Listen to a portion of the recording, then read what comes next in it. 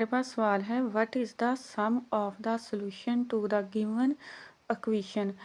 तो हमने इसकी एब्सोल्यूट वैल्यू मालूम करनी है। रकम हमने लिखी हुई है x plus 11 is equal to 24 लिखेंगे। दूसरी साइड पे हम रकम को देखते हुए absolute x plus 11 is equal to -24 लिखेंगे।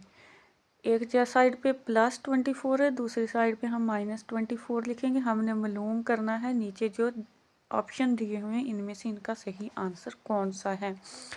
अब मैंने x इज इक्वल टू 24 लिखा तो -11 लिखा, 11 को इस साइड पे लाए तो माइनस में चेंज हो गया।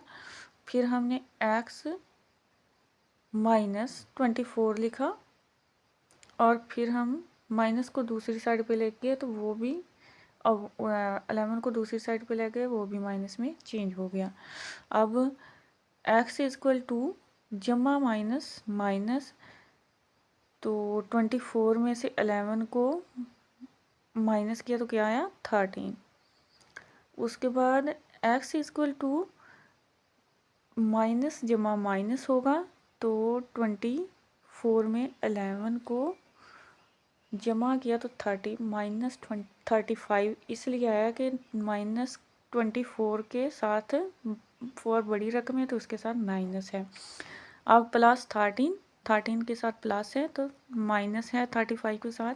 13 में से हमने इसको माइनस किया, 35 में से हमने 13 को माइनस किया तो -22 आया। तो हमारा ए ऑप्शन सही जवाब है -22।